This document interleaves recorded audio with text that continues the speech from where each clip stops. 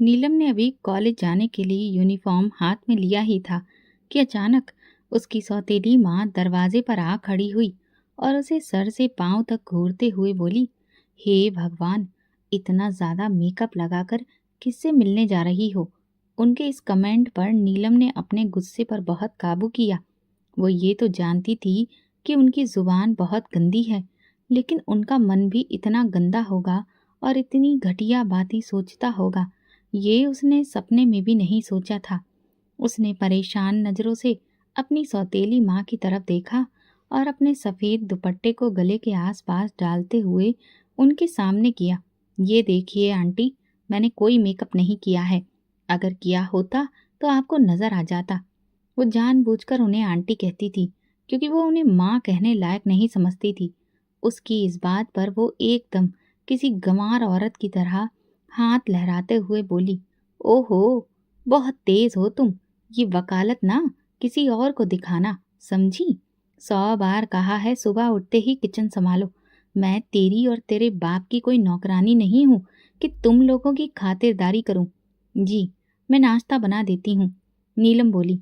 अरे, बड़ा एहसान कर रही है सब पर, बड़ी मेहरबानी, वो नकल उतारते हुए बोली। नीलम ने यूनिफॉर्म उतारकर फेंकी और उनके पास से तेजी से गुजरकर किचन की तरफ गई ताकि उसे और भी बातें सुनने को ना मिले। अभी उसने तवा रखा ही था कि वो दोबारा उसके सिर पर आ खड़ी हुई। सुनो, ये पराठा जरा मुलायम और लच्छेदार बनाना और अच्छे से देसी घी में सेंकना। ये सूखे पराठे मेरे गले से नीचे नहीं उतरते। उसके कानों में सौतेली माँ की जहर भरी आवाज गूंज रही थी, तो उसने हुक्म बजाते हुए सिर हिला दिया। उसने नाश्ता तैयार करके ट्रे में सजाया और सौतेली माँ और पिताजी के सामने रखा। जैसे ही वो दरवाजे की तरफ पलटी, आंटी ने चाय का कप उठाकर जमीन पर दे मारा और बहुत गुस्से में बोली, इसमें चीनी क्या तुम्हारी मरी हुई माँ आकर डालेगी? 100 बार कहा है, चाय में चीनी ना हो तो स्वाद ही नहीं आता। इस बात पर उसके पिता ने हंसते हुए धीरे से कहा, इतनी चीनी तो है चाय में, क्या तुम्हें शुगर की बीमारी करानी है? आंटी गुस्से से उसके पिता की तरफ मुड़ी और घूर कर देखा तो वो चुप हो गए। नीलम अच्छे से जानती थी कि उसके पिता उसके लिए कभी स्टैंड नहीं लेंगे और अब तो उनकी बीमारी की वजह से ये मुमकिन भी नहीं लग रहा था। उसने चुपचाप चाय के टूटे कप के टुकड़े उठाए और बाहर निकल आई। वो जानती थी कि अगर उसने कुछ बोला तो बेइज्जती और मार दोनों झेलनी पड़ेंगी। अपनी आंखों में आए आंसू उसने पी लिए और फिर चाय का नया कप खूब चीनी डालकर तैयार किया। आंटी को देने के बाद जब उसने घड़ी देखी तो उसके चेहरे का रंग उड़ गया। कॉलेज जाने में देर हो चुकी थी। वो जल्दी जल्दी यूनिफॉर्म पहनने लगी। बिना बाल कंघी किए जल्दी से सैंडल पहनी और बाहर निकली ही थी कि आंटी की कटीली आवाज ने उसे रोक लिया। कहाँ जा रही हो मैडम? आंटी ने पुकारा। कॉलेज जा रही हूँ आंटी, नीलम ने दबी आवाज में जवाब दिया। आंटी ने नकल उतारते हुए कहा, कॉलेज जा रही हूँ आंटी, और ये बर्तन तेरी अम्मा धोएगी। पहले बर्तन धो, फिर जहाँ जाना है जा। नीलम अपनी मरी हुई माँ और अपने चरित्र पर ऐसी बातें सुनकर बहुत ही शर्मिंदा हो गई। ऐसी घटिया बातें सुनकर वो मुश्किल बोली, मैं लेट हो जाऊंगी आंटी। तो क्या हुआ, ये काम ज्यादा जरूरी है, वो तीखे लहजे में बोली। नीलम के पास कोई चारा नहीं था। अंदर जाकर उसने जल्दी जल्दी बर्तन धोए और फिर तेजी से बाहर निकली। सड़क पार करते हुए वो बार बार घड़ी देख रही थी। वो 10 मिनट लेट हो चुकी थी। उसे कॉलेज के चौकीदार की गंदी नजर याद आई तो वो घबराई। उसके पूरे बदन में झुरझुरी सी दौड़ गई। नीलम अब हर दूसरे दिन उससे उलझ पड़ती थी और ये बात उसे बहुत बुरी लगती थी क्योंकि चौकीदार एक कुंवारा नौजवान था जो उसे जरूरत से ज्यादा फ्री होने की कोशिश करता था। उससे नीलम को घिन आती थी, इसीलिए वो हर मुमकिन कोशिश करती थी कि कॉलेज जल्दी पहुंचे। मगर आंटी रोज सुबह नाश्ते में ऐसी फरमाइशें करती थी कि देर हो ही जाती थी। वो परेशान सी दौड़ती हुई जैसे ही सड़क पार करने लगी, एक तेज रफ्तार गाड़ी उसके बहुत करीब आकर रुकी। गाड़ी के टायर जोर से चिरचिराए। नीलम को लगा आज तो जान से गई। वो तुरंत पीछे हटी और गुस्से से गाड़ी वाले की तरफ देखकर बोली, अंधे हो क्या? देखकर नहीं चला सकते? गाड़ी का दरवाजा खुला और उसमें से 6 फुट लंबा तगड़ा आदमी उतरा। चौड़ा सीना, फौजी कटबाल, हल्की दाढ़ी, कलाई पर चमड़े की घड़ी और हाथों की उंगलियों की उभरी नसें उसकी ताकत बयां कर रही थी। वो तेजी से उसकी तरफ बढ़ा। उसका बॉक्सर जैसा शरीर देखकर नीलम के दिल की धड़कनें तेज हो गईं। तुम्हें रोड क्रॉस करने की तमीज नहीं है, या किसी ने सिखाया ही नहीं है? उसकी नीली आंखें गुस्से से भरी थीं। नीलम घबरा गई, मगर जल्दी ही संभल गई। वो उन लड़कियों में से नहीं थी जो इतनी जल्दी डर जाएं। मुझे तमीज आती है, लेकिन लगता है आपको गाड़ी चलानी नहीं आती, नीलम ने तुनक कर कहा। उसके टी शर्ट से झांकते मसल्स में हरकत हुई। तुम एक पागल लड़की हो, सड़क के बीच चल रही हो। क्या गाड़ी वाले फुटपाथ पर चलें? ऊपर से मुंह जोरी भी करती हो। कभी गाड़ी देखी नहीं, इसीलिए इसे हवाई जहाज समझकर चलाते हो। नीलम बोली। क्या मतलब है तुम्हारा? तुम क्या बचपन से मेरे साथ पली बड़ी हो, जो मेरे बारे में बिना जाने कुछ भी बोले जा रही हो? कुछ शक्ल देखकर अंदाजा हो ही जाता है कि कौन कितने पानी में है। वो कंधे उचकाते हुए बोली। उसकी हल्की सांवली रंगत पर गुस्सा छलक आया। वो कुछ और कहने ही वाला था कि नीलम चुपचाप जाने लगी। तभी वो थोड़ा लड़खड़ाई और नीचे देखा तो उसकी सैंडल टूट चुकी थी। हे भगवान! ये कहती हुई वो तुरंत ही धड़ाम से जमीन पर बैठ गई। पागल लड़की! वो बहुत ही ऊंची आवाज में बोला, और फिर अपनी गाड़ी में बैठकर निकलते हुए उसने जोर से हॉर्न मारा। शीशा नीचे करके बोला, दूसरों को जज करने से अगर फुर्सत मिले तो अपने सैंडल मजबूत पहन लिया करो, ताकि सड़क पर इस तरह से डगमगाती ना फिरो। ये कहकर वो उसका मजाक उड़ाते हुए मुस्कुराया और गाड़ी लेकर चला गया। नीलम ने गुस्से से अपनी पलकों को समेटा और उसकी गाड़ी का नंबर नोट कर लिया। उसने जल्दी ही दिल में ठान लिया था कि इस बदतमीज इंसान की शिकायत वो थाने में जाकर जरूर करेगी। कॉलेज के बाद नीलम सीधा पुलिस स्टेशन पहुंची। अंदर दाखिल होते ही उसने एक पुलिस कांस्टेबल से कहा, मुझे एक शिकायत दर्ज करानी है। कांस्टेबल ने जरूरी नजर डाली और फिर बेमन से बोला, अभी तो एसपी साहब ही कंप्लेंट दर्ज कर रहे हैं, उनके पास जाओ। नीलम झटके से गाड़ी का नंबर हाथ में पकड़े एसपी के दफ्तर पहुंची। दरवाजा खोलकर अंदर दाखिल हुई तो वहां एक एसपी सर झुकाए हुए किसी फाइल पर कुछ लिख रहे थे। सीने पर लगी नेम प्लेट पर उसका नाम सिद्धार्थ दर्ज था। वो गुस्से में बोली, सर, मुझे एक क्रिमिनल की शिकायत दर्ज करानी है। उसने आज सुबह मुझे जानबूझकर टक्कर मारी। नीलम ने गुस्से से कहा। एसपी सिद्धार्थ ने जैसे ही धीरे धीरे सिर उठाया, नीलम की नजरें उसके चेहरे पर पड़ी तो उसका चेहरा सफेद पड़ गया। वो वही इंसान था, वही बदतमीज आदमी जिससे उसकी सुबह झड़प हुई थी।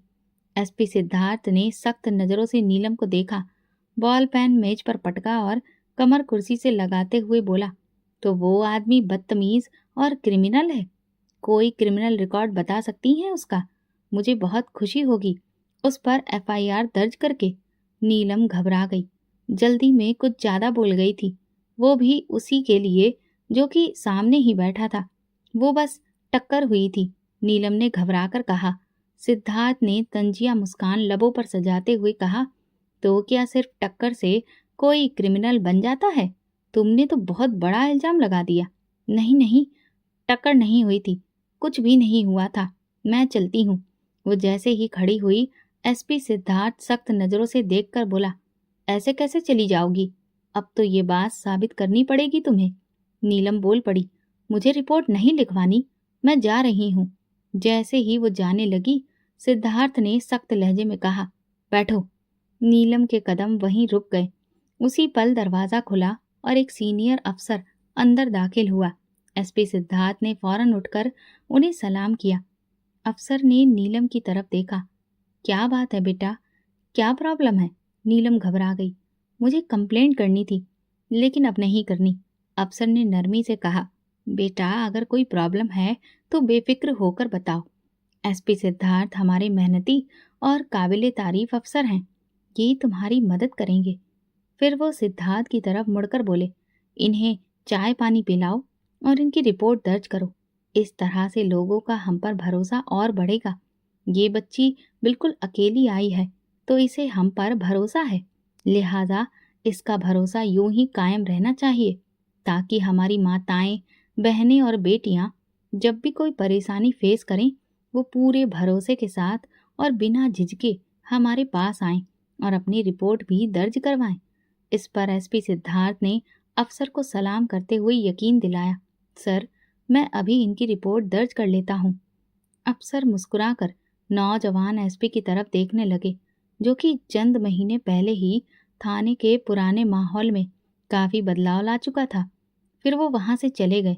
एसपी ने मुस्कुराते हुए पेन पकड़ा और नीलम की तरफ देखकर बोला, जी मैडम, मैं आपकी रिपोर्ट दर्ज करने के लिए बिल्कुल तैयार हूँ। बोलिए, क्या लिखना है उस बदतमीज क्रिमिनल के लिए? नीलम उसके मुंह से निकले शब्दों को सुनकर फौरन उठ खड़ी हुई। जैसे ही वो मुड़ी, कुर्सी से टकरा गई। एसपी बहुत मुश्किल से अपनी हंसी रोक पाया, लेकिन नीलम समझ गई थी कि वो उसी पर हंसा था। ये देखकर वो और भी उलझन में पड़ गई और तेजी से वहां से निकल गई, मगर एसपी का जोरदार ठहाका उसे काफी दूर तक सुनाई दिया। वो पुलिस स्टेशन से बाहर निकली तो उसे लगा जैसे उसकी सांसें बेहाल हो गई हों। वो खुद पर हैरान भी हो रही थी और परेशान भी। क्या कर दिया उसने? इतनी हिम्मत कैसे जुटा ली पुलिस स्टेशन आने की? तो उसकी वजह उसे अब समझ आई।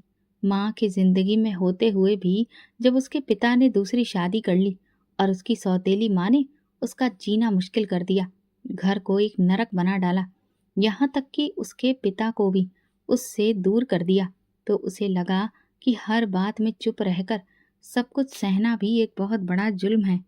इसलिए उसने पहली बार पुलिस स्टेशन जाने का फैसला किया। उसे यकीन था कि वहां इंसाफ जरूर मिलेगा, मगर वहां का इंसाफ तो उसके अपने घर से भी ज्यादा बटा हुआ था। अब उसका दिल और भी ज्यादा उखड़ गया। इंसाफ तो कहीं है ही नहीं। उसने सोचा, पता नहीं क्यों कहा जाता है कि दुनिया इंसाफ पर कायम है। वो आज के इस अनोखे अनुभव पर जलती कुड़ती हुई जब घर के अंदर दाखिल हुई, तो आंटी के भाई को देखकर उसका मूड और भी ज्यादा खराब हो गया। गगन एक नंबर का आवारा और बेशर्म इंसान था। आंटी का भाई होने के नाते उसे घर में आने की पूरी खुली छूट मिली हुई थी, जिसका वो बखूबी नाजायज फायदा उठाता था। जब तक वो घर में होता, नीलम को अपनी इज्जत को लेकर बहुत ज्यादा खतरा महसूस होता था। उसने कई बार अपने पिता से इस खतरे का इजहार किया कि आंटी से कहिए कि वो अपने भाई को यहाँ आने से मना करें, लेकिन पिता की बात की अहमियत आंटी के सामने थी ही कब। वो उनके आदेश मानती ही नहीं थी, और जब अपने ही घर की दीवारें और दरवाजे मजबूत ना हो, तो फिर गंदगी को अंदर आने से कौन रोक सकता है। पिता की इस कमजोरी ने उसकी जिंदगी को हद से ज्यादा खतरे में डाल दिया था। यही वजह थी कि गगन जब चाहे आ धमकता और उसकी शिकारी आंखें हमेशा नीलम पर टिकी रहती थीं। वो उसकी मौजूदगी में भी कभी अपने कमरे से बाहर नहीं निकलती थी, मगर आज अभी उसे घर में देखकर वो एकदम से चौंक गई थी। घर में बिल्कुल सन्नाटा पसरा था। इसका एक ही मतलब था कि आंटी इस वक्त घर पर नहीं थी, वरना अगर वो घर पर होती तो अपने भाई के साथ ऊंची ऊंची आवाजों में गपशप कर रही होती। वो तुरंत सतर्क हो गई। जब उसने गगन के चेहरे पर एक घिनौनी मुस्कुराहट देखी, तो उसे नजरअंदाज करते हुए सीधा अपने कमरे की ओर बढ़ गई, लेकिन गगन उसका रास्ता रोक कर खड़ा हो गया। कहाँ जा रही हो प्यारी नीलम? उसने पीले पीले दांत निकालकर पूछा। नीलम ने गहरी सांस ली और फिर सख्ती से कहा, गगन, मेरे रास्ते से हटो। वो अजीब से अंदाज में मुस्कुराकर बोला, तुम मुझे नजरअंदाज कर रही हो? ये तुम्हें बहुत महंगा पड़ सकता है। नीलम ने गुस्से से उसकी तरफ देखा, मगर खुद को काबू में रखते हुए सोचा, अगर इस वक्त मैंने जुबान खोल दी तो हालात और ज्यादा बिगड़ सकते हैं, क्योंकि आंटी भी घर पर नहीं है और उसके पिता इस वक्त कुछ नहीं कर सकते। दवाइयाँ लेने के बाद वो तो गहरी नींद में सो जाते थे और फिर उन्हें दुनिया जहान की कोई होश ही नहीं रहती थी। इसलिए उसने अपना लहजा बदला और धीरे से कहा, मैं नजरअंदाज नहीं कर रही हूँ, बस मेरे सिर में दर्द है। मैं गोली ला दूं या तुम्हारा सिर दबा दूं? जो तुम आदेश करो। वो बड़े ही फिल्मी अंदाज में बोला, तो नीलम ने शुक्रिया कहकर भागते हुए कमरे की तरफ दौड़ लगा दी और तेजी से दरवाजा बंद कर लिया। उसके दिल की धड़कन तेज हो चुकी थी। मगर उसके चेहरे पर गुस्से और बेबसी के मिले जुले भाव थे। गगन की बात उसके दिमाग में हथौड़े की तरह बज रही थी। बकरे की माँ कब तक खैर मनाएगी? एक दिन तुम्हें मेरी झोली में आकर गिरना है। नीलम ने तकिया उठाकर बेड पर दे मारा और खिड़की के पास जाकर गहरी सांसें लेने लगी। हे भगवान, कब तक मैं इस मुसीबत को झेलती रहूंगी? उसने खुद से ये बात कही। आंटी की गैर मौजूदगी में गगन का इस तरह से खुलकर उसके सामने आ जाना ये खुला इशारा था कि वो अपनी हद से आगे बढ़ने वाला है। नीलम के दिल में खौफ था, गुस्सा भी। वो कुछ देर खिड़की से बाहर देखती रही। आसमान पर काले बादल छाए थे, जैसे कुदरत भी उसके हालात पर मातम कर रही हो। अचानक दरवाजे पर हल्की हल्की सी दस्तक हुई। नीलम के शरीर में झुरझुरी दौड़ गई। कौन है? वो हकलाकर बोली। नीलम, प्लीज यार, दरवाजा खोलो। गगन की आवाज थी। अब मैं इतना भी बुरा नहीं हूँ। नीलम ने मुट्ठियां सख्ती से बंद कर ली। गगन, बेहतर होगा कि तुम यहाँ से चले जाओ, उसने सख्त लहजे में कहा। नीलम, ऐसे क्यों कर रही हो? मैं तुम्हें अपना बनाने आया हूँ, जबरदस्ती नहीं कर रहा। मान जाओ तो सब अच्छा हो जाएगा।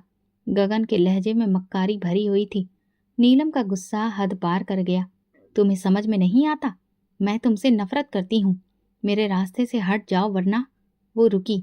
गगन हंस दिया। वरना क्या? पुलिस को बुलाओगी? तो ये शौक भी पूरा कर लो। उसकी आवाज जहर से भरी थी। नीलम ने दांत पीसते हुए कहा, तुम जैसे घटिया लोगों की सोच बस इतनी ही है। गगन ने फिर दरवाजा बजाया। अरे मुझसे चिढ़ती क्यों हो? बाहर आओ, तुमसे जरूरी बात करनी है। नीलम का सब्र जवाब दे गया। वो चिल्लाकर बोली, मुझे तुमसे कोई जरूरी बात नहीं करनी। बेहतर होगा तुम यहाँ से चले जाओ और जब घर पर आंटी हुआ करें तो उन्हीं की मौजूदगी में आया करो। तो वो घटिया लहजे में बोला, अरे उनकी मौजूदगी में भी आ जाऊंगा। तुम उनकी मौजूदगी में भी मुझसे नहीं बच सकती। नीलम, जिद छोड़ दो। मैं तुम्हारे भले के लिए कह रहा हूँ। तुम्हें क्या लगता है तुम इनकार करोगी तो मैं पीछे हट जाऊंगा? उसके लहजे में धमकी साफ झलक रही थी। नीलम ने बिना एक पल गंवाए दरवाजे को लॉक लगा दिया। तुम जितनी मर्जी कोशिश कर लो, मैं कभी तुम्हारी नहीं बनूंगी। ये मेरा आखिरी फैसला है, उसने दो टूक लहजे में कहा। गगन कुछ पल खामोश रहा, फिर गुस्से से बोला, देखते हैं तुम्हारा ये फैसला कब तक कायम रहता है। फिर वो वहां से चला गया या नहीं, नीलम को नहीं पता, मगर नीलम बहुत थक चुकी थी। उसने दीवार से टेक लगा ली। उसका दिल जोर जोर से धड़क रहा था। वो जानती थी कि मामला इतनी आसानी से खत्म नहीं होने वाला। उसका सामना एक ऐसे दरिंदे से था जो अपनी बात मनवाने के लिए किसी भी हद तक जा सकता था। काश, काश माँ आप जल्दी ना चली जाती। अपनी माँ को याद करते हुए उसकी आंखें आंसुओं से भर आईं। लेकिन उसने जल्दी ही अपनी किताब खोली, क्योंकि उसके मन में ये बात कहीं पर अटक गई थी कि उसकी सारी मुश्किलों का हल सिर्फ और सिर्फ पढ़ाई है। लेकिन नीलम की जिंदगी में तूफानों की कमी नहीं थी। उसके मन में एक बात अटक गई थी, वो जल्द से जल्द कॉलेज की पढ़ाई पूरी करके नौकरी कर लेगी। मगर वो नहीं जानती थी कि कॉलेज की पढ़ाई के दौरान उसकी जिंदगी किस तरह के तूफान में घिर जाएगी। एक दिन कॉलेज के फंक्शन में इलाके के एक बहुत ही मशहूर राजनेता विक्रम शेखावत को चीफ गेस्ट के तौर पर बुलाया गया था। नीलम को कार्यक्रम में मेजबानी के लिए सबसे आगे रखा गया था, मगर विक्रम शेखावत माइक पर खड़ी इस खूबसूरत सी लड़की पर फिदा हो गया। अभी प्रोग्राम जारी ही था कि विक्रम ने कॉलेज के प्रिंसिपल से उसका नाम पूछा। प्रिंसिपल एकदम से चौंक गई, क्योंकि वो विक्रम की आंखों में छुपी हुई हवस देख चुकी थी। लेकिन वो ये भी जानती थी कि अब उस लड़की को रोक नहीं सकती, क्योंकि जिस चीज पर विक्रम शेखावत की नज़र पड़ जाती है उसे बर्बाद होने से कोई नहीं रोक सकता। विक्रम ने प्रिंसिपल से कहा, इस लड़की को अपने दफ्तर में बुलाइए, मुझे उससे कुछ बात करनी है। प्रिंसिपल ने नरमी से कहा, अभी तो वो प्रोग्राम ही होस्ट कर रही है, फंक्शन खत्म हो जाए तो मैं आपकी मुलाकात अरेंज करवा देती हूँ। विक्रम की आंखों में एकदम से गुस्सा आ गया और वो बढ़कर बोला, मैं कोई इतना खाली आदमी नहीं हूँ कि तुम्हारे फंक्शन के खत्म होने तक यहाँ पर बैठा रहूं। मुझे 100 काम होते हैं और जितना कहा है उतना करो। प्रिंसिपल ने जी हुजूरी करते हुए फौरन वहां से उठकर नीलम को बैक स्टेज बुलवाया और उसे अपने साथ प्रिंसिपल ऑफिस चलने को कहा। नीलम हैरान हुई, लेकिन प्रिंसिपल को इनकार करने की हिम्मत ना कर सकी और फिर उनके साथ ऑफिस पहुंची। नीलम ने हौले से पूछा, मैम, सब ठीक है? प्रिंसिपल मुस्कुराते हुए बोली, तुम बहुत खुशकिस्मत हो। विक्रम शेखावत तुमसे बात करना चाहते हैं। नीलम अभी कुछ कहने ही वाली थी कि विक्रम ऑफिस में दाखिल हुआ तो वो सीधी होकर खड़ी हो गई। प्रिंसिपल ने विक्रम के इशारे पर कमरा छोड़ दिया। नीलम ने सोचा, शायद ये कॉलेज के फंक्शन या फिर किसी चैरिटी वेलफेयर के मामले पर बात करना चाह रहे हैं, लेकिन जल्दी ही उसकी गलतफहमी दूर हो गई और उसे अच्छे से अंदाजा हो गया कि विक्रम का मकसद कुछ और है। विक्रम ने मुस्कुराते हुए कहा, आओ नीलम, मेरे पास बैठो। उसने अपने साथ सोफे पर बैठने का इशारा किया तो नीलम झिझक गई। अरे, क्या सोच रही हो? वहां स्टेज पर तो पटर पटर बोल रही थी, मेरे पास खड़ी हुई तो चुप हो? अरे भाई, दो बातें हमसे भी कर लो। हाँ, खा थोड़ी ना जाऊंगा तुम्हें। ये कहकर वो बिना वजह हंसने लगा, जैसे ये जताना चाह रहा हो कि वो कितना खुश मिजाज है। मगर नीलम बेचारी बेबस हो गई और सामने वाले सोफे पर सिकुड़ कर बैठ गई। विक्रम खामोशी से उसे सिर से पैर तक घूरता चला गया, जैसे कि आंखों ही आंखों में उसे निगल जाएगा। ऐसे में नीलम की बेचैनी बढ़ती चली गई कि अचानक विक्रम ने उसकी तारीफें करना शुरू कर दिया। तुम जितनी खूबसूरत हो, उतनी ही तुम्हारी आवाज़ में भी जादू है। तुम्हारा मासूम चेहरा देखकर यकीन मानो, मेरा तो दिल खुश हो गया। लेकिन विक्रम भी बहुत चालाक आदमी था। वो तुरंत ही जान गया कि नीलम को उसकी किसी भी बात में कोई दिलचस्पी नहीं है। शायद ये उन लड़कियों में से नहीं थी जो बहुत प्रैक्टिकल सोच रखती है। तो उसने एकदम से अपना पैंतरा बदला। पढ़ाई पूरी करने के बाद तुम्हारा क्या इरादा है? विक्रम ने पूछा। तो नीलम ने झिझकते हुए कहा, नौकरी का सोचा है। इस पर विक्रम हंस पड़ा। उसने एक जोरदार ठहाका लगाया। अरे, तुम्हें नौकरी की क्या जरूरत? तुम तो दिलों पर राज करने के लिए पैदा हुई हो। तुम्हारे लिए तो कोई भी महल खड़ा कर सकता है, बस तुम्हारी मर्जी होनी चाहिए। नीलम को अपने गालों पर अचानक से गरम गरम तपिश महसूस हुई। उसके कान भी लाल होने लगे और हथेलियों में पसीना आ गया। उसे अचानक अपनी आंटी का भाई गगन याद आ गया, जो ऐसे ही मक्कारी भरी बातें करता था। वो बुरी तरह से घबराने लगी और वहां से उठना चाहती थी कि अचानक इस बीच एसपी सिद्धार्थ कमरे में दाखिल हुआ। उसे देखकर नीलम के चेहरे का रंग उड़ गया, मगर एसपी को देखकर विक्रम एकदम से संभल गया। हाँ भाई एसपी, क्या बात है? सर, सिक्योरिटी वार्निंग का मैसेज आया है। आपको फौरन एक जगह पहुंचाने के ऑर्डर मिले हैं। वो हाथ बांधकर अपनी ड्यूटी भरे अंदाज में बोला, मगर कनखियों से उसने नीलम की तरफ देखा, जिसके चेहरे पर खौफ था। विक्रम थोड़ा नर्वस हुआ। नीलम के सामने वो खुद को मजबूत दिखाने की कोशिश कर रहा था। उसने एसपी से कहा, ठीक है, मैं अभी आता हूँ, आप बाहर जाएं। मगर उससे पहले कि सिद्धार्थ बाहर निकलता, नीलम फौरन खड़ी हो गई और बोली, मुझे इजाज़त दीजिए। विक्रम ने अपनी जेब से विजिटिंग कार्ड निकाला और नीलम की तरफ बढ़ाया। ये लो, इस पर मेरा नंबर लिखा है, मुझे कॉल ज़रूर करना। नीलम ने ठंडे लहजे में कहा, मेरे पास मोबाइल नहीं है। उसके उखड़े लहजे को सिद्धार्थ ने महसूस किया और नज़र उठाकर नीलम की तरफ देखा। उसे लगा जैसे ये लड़की बाकी लड़कियों से बहुत अलग है, जो किसी के स्टेटस से प्रभावित होना नहीं जानती। लेकिन विक्रम नीलम की बात सुनकर मुस्कुरा दिया। मोबाइल का इंतजाम हो जाएगा और आज ही होगा, तुम फिक्र मत करो। नीलम ने अब वहाँ और रुकना ठीक नहीं समझा और तुरंत ऑफिस से बाहर निकल गई। उसका दिल तेजी से धड़क रहा था, लेकिन अब की बार दिल धड़कने की वजह एसपी सिद्धार्थ था, जिसे वो दोबारा से देख गई। ये तो उसने सोचा ही नहीं था। कॉलेज का फंक्शन खत्म होते ही वो उलझे दिमाग के साथ बाहर निकली थी कि अचानक एक काले शीशे वाली गाड़ी उसके करीब आकर रुकी। दरवाज़ा खुला और अंदर बैठे एक यूनिफॉर्म पहने आदमी ने नरमी से कहा, मैडम, विक्रम साहब आपसे चंद मिनट बात करना चाहते हैं।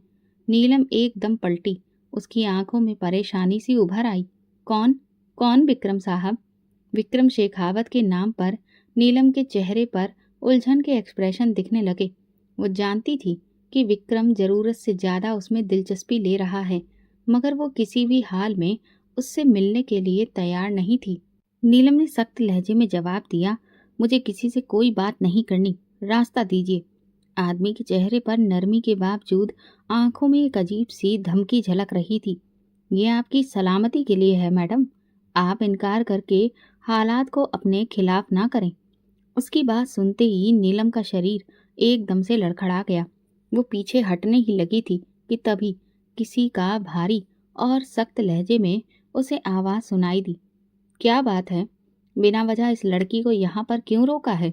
नीलम ने हैरानी से सिर उठाकर देखा तो सामने एसपी सिद्धार्थ तेज कदमों से उनकी तरफ आता दिखाई दिया। उसका चेहरा सपाट था और आंखों में सख्ती। वो उनसे लगभग करीब पहुंचा, लेकिन नीलम की तरफ देखने से उसने गुरेज किया। सर जी, ये विक्रम शेखावत की बात है। उस आदमी के चेहरे पर घिनौनी मुस्कुराहट थी।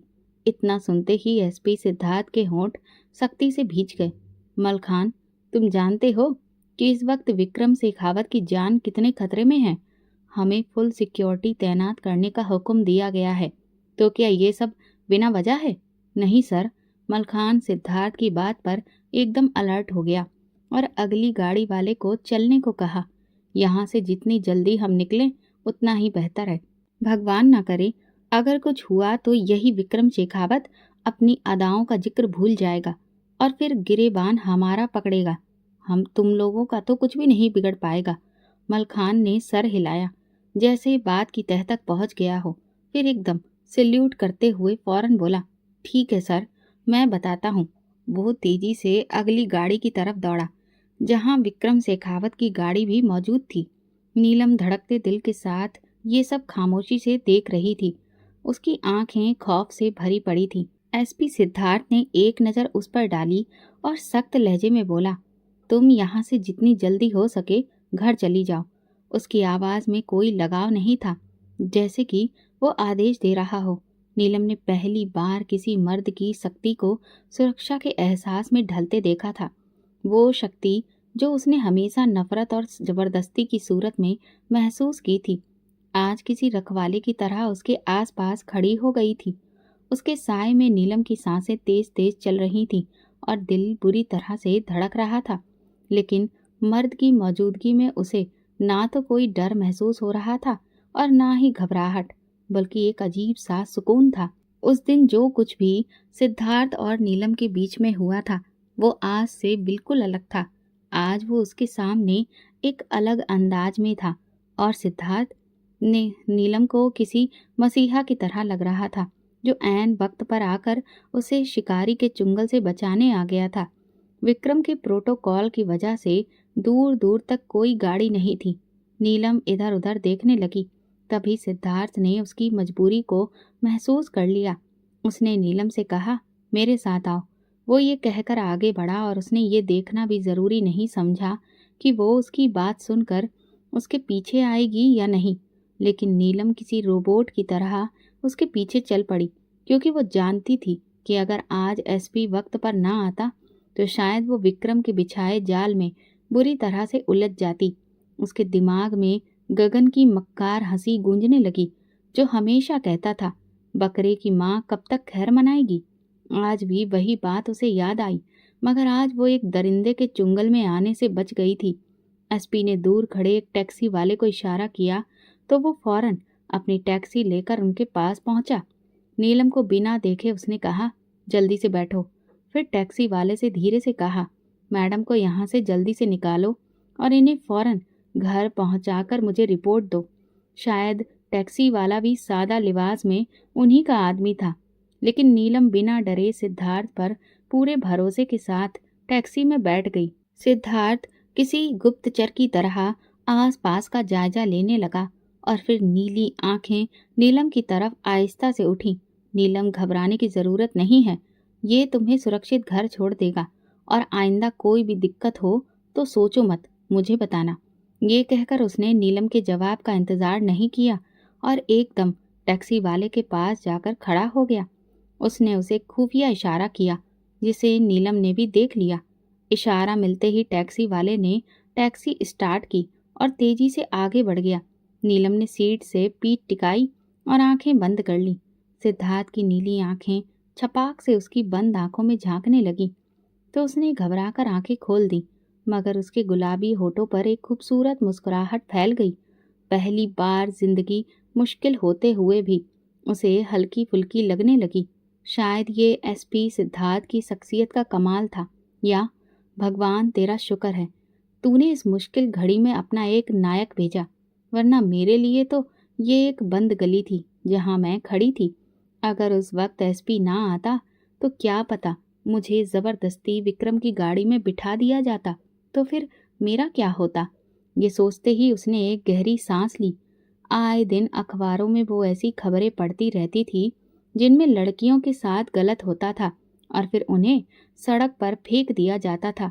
ये तो एक छोटी सी खबर होती है जो कुछ दिनों बाद पढ़ने वालों के दिल और दिमाग से उतर जाती है, लेकिन जिस पर ये बीतती है उसकी तो सारी जिंदगी ही उजड़ जाती होगी। टैक्सी जब उसके घर के पास रुकी तो वो एकदम से जैसे होश में आ गई। अपने घर को सामने देखकर उसकी आंखों में अपने आप ही आंसू आ गए और साथ ही साथ दिल में एक शुक्रगुजारी का जज्बा भी पैदा हुआ कि वो इज्जत, शर्म और पर्दे के साथ अपने घर लौट आई। उसने अपना बैग खोलकर उसमें से पैसे निकाल ही रही थी कि टैक्सी वाले ने कहा, एसपी साहब पैसे दे चुके हैं।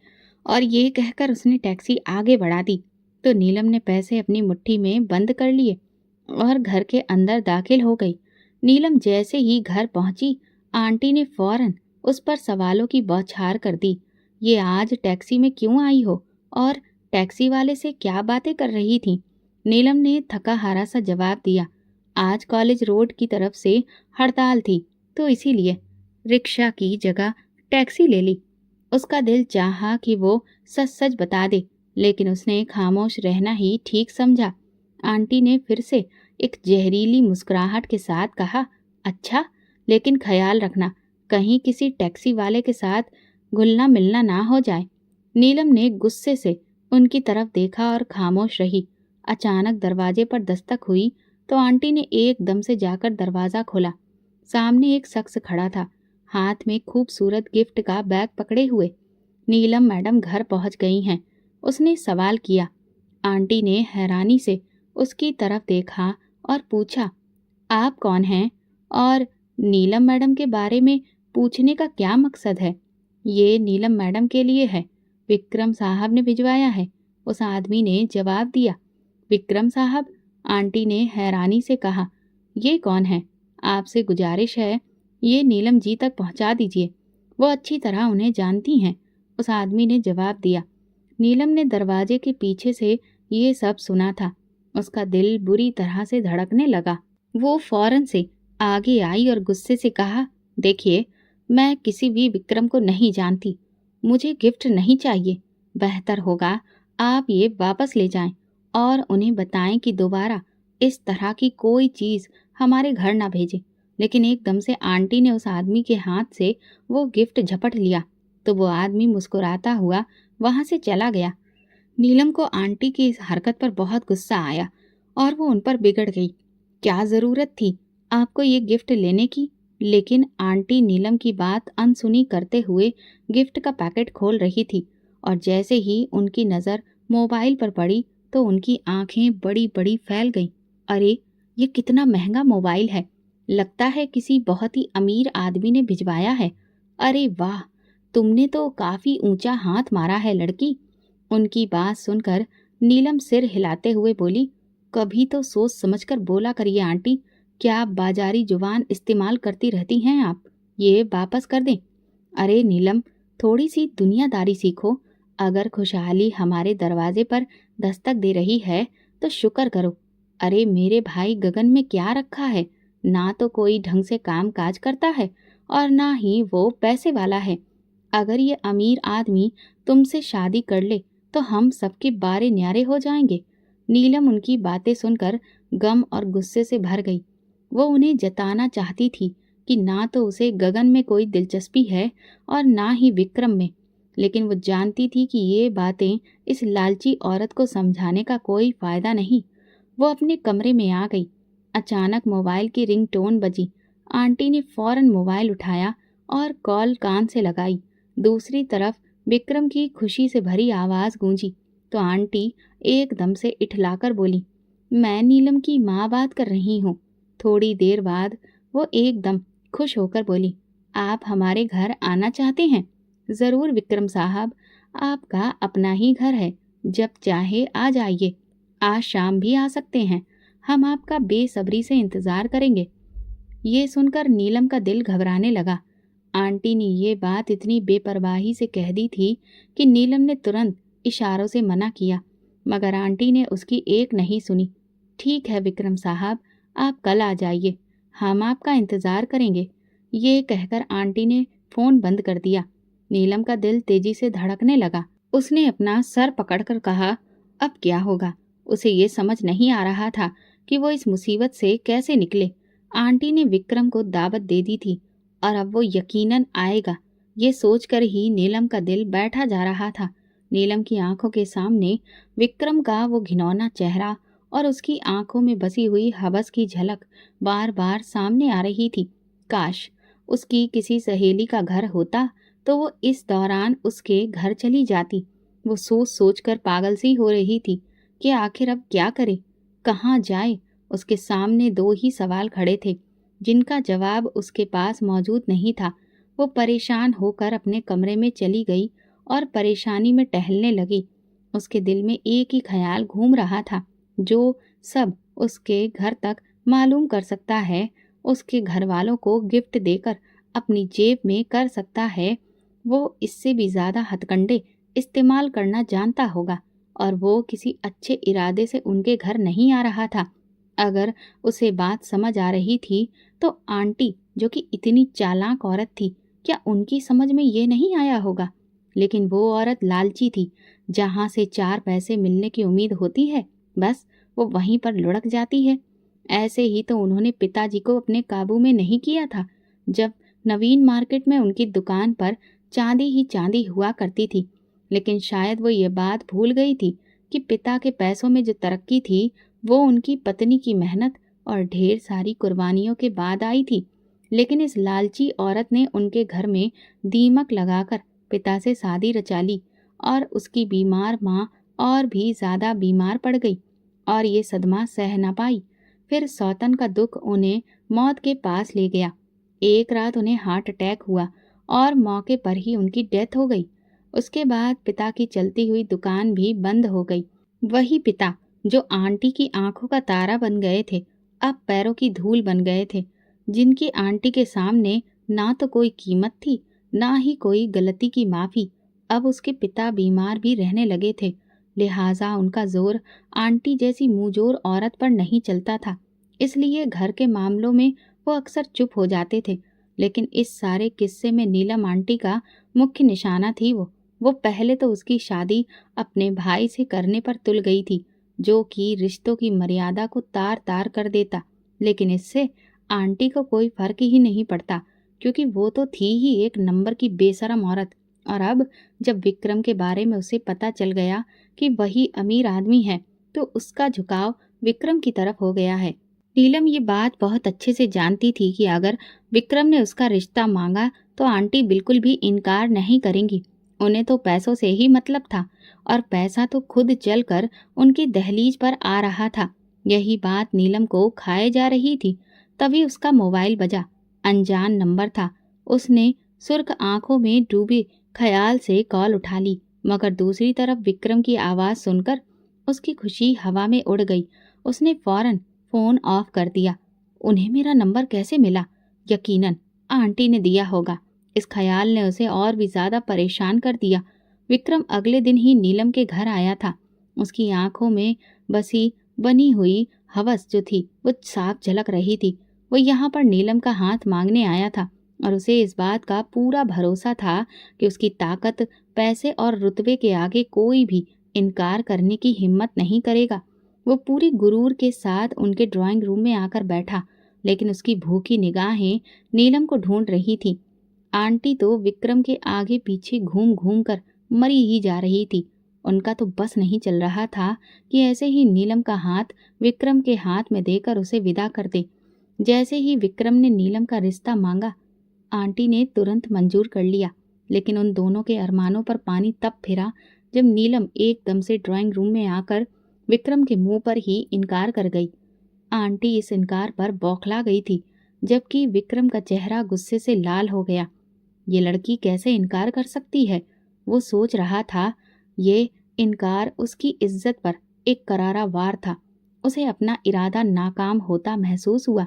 उसने तो सोचा था कि नीलम को शादी के नाम पर फंसा लेगा और फिर कुछ दिन उसके साथ अय्याशी करके उसे छोड़ देगा, लेकिन यहाँ तो वो उसके साए से भी दूर भाग रही थी।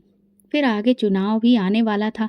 वो ऐसा कोई घोटाला नहीं चाहता था जिससे उसकी चुनावी छवि पर असर पड़े, लेकिन दिल था कि नीलम के लिए बेकरार होता जा रहा था। अब उसे ये नजर आ रहा था कि ये घी सीधी उंगली से नहीं निकलेगा, लिहाजा उसने उंगलियां टेढ़ी करने की कोशिश की। वो नीलम के घर के हालात देख चुका था। वो बहुत ही गरीब घर से ताल्लुक रखती थी, इसलिए उसके खिलाफ उठकर बोलने की हिम्मत किसी में नहीं होगी। आज उसने शादी का इरादा पीछे कर दिया और अपने आदमियों को ऑर्डर दिया कि नीलम को अगवा कर लो। एक रात नीलम अपने कमरे में सो रही थी जब उसकी आंखें अचानक किसी आवाज से खुली। कुछ अनजान लोग चुपके से उसके कमरे में दाखिल हुए। इससे पहले कि वो कुछ समझ पाती, उन्होंने उसके मुंह पर हाथ रख दिया ताकि वो चीख न पाए। वो खुद को छुड़ाने लगी, मगर उसकी कोशिशें कमजोर पड़ गईं। विक्रम के लोग उसे गाड़ी में डालकर कोठी पर ले गए।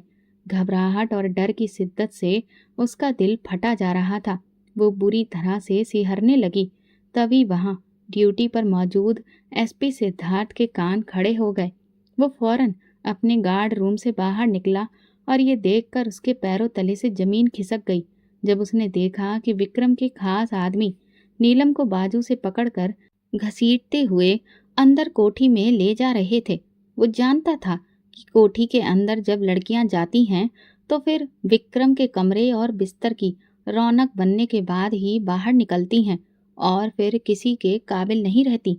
वो नीलम को विक्रम की हवस का शिकार नहीं बनने देगा, क्योंकि कहीं न कहीं दिल के अंदर एक खामोश मोहब्बत का आगाज हो चुका था और नीलम के नाम का दिया जल रहा था। उसने अपने चारों जवानों की तरफ देखा। मुझे इस लड़की को बचाना है, तुम लोग तैयार हो? उन्होंने फौरन सिर हिला दिया, इससे पहले कि विक्रम नीलम की इज्जत तार तार कर देता। एसपी सिद्धार्थ अपने साथियों के साथ उसके सिर पर पहुंच गया। उसके खिलाफ काफी सारे सबूत वो लोग पहले से ही इकट्ठा कर चुके थे। उन्होंने वारंट दिखाकर विक्रम को गिरफ्तार कर लिया। विक्रम काफी दहाड़ा। उसने अपनी ताकत दिखाने की खूब कोशिश की, लेकिन एसपी के सामने उसकी एक न चली। उसे थाने की तरफ ले जाया गया। सिद्धार्थ नीलम के पास आया, जो कोने में खड़ी कांप रही थी। ये तीसरी बार था जब सिद्धार्थ उसे बचाने के लिए किसी फरिश्ते की तरह वहां मौजूद था। वो दौड़कर उसके सीने से लगकर रोने लगी। उसके खुले बाल उसकी कमर पर बिखर चुके थे और उसका बदन धीरे धीरे तप रहा था। सिद्धार्थ ने उसके बालों पर थपकी दी और उसे खुद से अलग किया। तुम सुरक्षित हो, रो क्यों रही हो? लेकिन हर बार मैं कैसे सुरक्षित रह सकती हूँ? मैं हूं ना। नीली आंखों में पूरे यकीन से उसने कहा। वो खुशी से रो पड़ी। चलो, मैं तुम्हें घर छोड़ देता हूँ। वो भरोसे के साथ उसकी हमराही में चली, लेकिन जब वे घर पहुंचे तो आंटी ने दरवाजा खोलने से इनकार कर दिया। भला रात के अंधेरे में इज्जत गंवाकर आने वाली लड़की को घर में कैसे जगह दे? नीलम ने कसम खाकर अपनी इज्जत सुरक्षित होने की गवाही दी, मगर आंटी ने उसकी एक ना सुनी। उसके पिता भी एक खामोश पुतले की तरह खड़े रहे। आंटी ने उसके मुंह पर ही दरवाजा बंद कर दिया। नीलम हक्का बक्का दरवाजे के आगे बेबस खड़ी थी। वो बहुत मायूस थी। उसे समझ नहीं आ रहा था कि अपने घर की चार दीवारी के अलावा बाहर कहाँ इज्जत से सर छुपाए। इस बात पर उसे यकीन नहीं आ रहा था कि अपने आप के होते हुए भी वो बेसहारा हो चुकी है। वो वहीं खड़ी होकर रोने लगी। एसपी उसके करीब आया और बोला, बंद दरवाजों पर कभी दस्तक नहीं देनी चाहिए।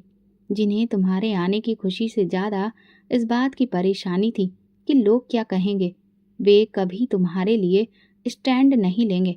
ऐसे रिश्तों पर अपने आंसू बर्बाद करने का कोई फायदा नहीं। चलो यहाँ से। लेकिन मैं कहाँ चलूँ? मेरे घर चलो। मगर मगर क्या? मेरी माँ है, जिन्हें अपनी बहू यकीनन बहुत पसंद आएगी। नीलम उसकी बात सुनकर हैरत से उसकी तरफ देखने लगी तो एसपी सिद्धार्थ उसके इस तरह देखने पर अपने सीने पर हाथ रखकर मुस्कुरा दिया। नीलम उसकी इस शरारती मुस्कान पर चुपचाप चल दी। सिद्धार्थ के साथ उसके घर की ओर जाते हुए उसके दिल में बस एक ही ख्याल था, भगवान कभी भी किसी इंसान पर जरूरत से ज्यादा बोझ नहीं डालता और ना ही नाइंसाफी करता है। ये तो इंसान ही है जो दूसरों के साथ नाइंसाफी करते हैं और फिर दुनिया के गुनाहों की सजा भी भुगतते हैं। दोस्तों, अगर आपको हमारी कहानी पसंद आई हो तो कमेंट करके ज़रूर बताएं। वीडियो को लाइक करें और ज़्यादा से ज़्यादा शेयर करें। अगर आप चैनल पर नए हैं तो सब्सक्राइब जरूर करें और नोटिफिकेशन बेल को दबाएं ताकि अगली अपडेट सबसे पहले आपको मिले। धन्यवाद।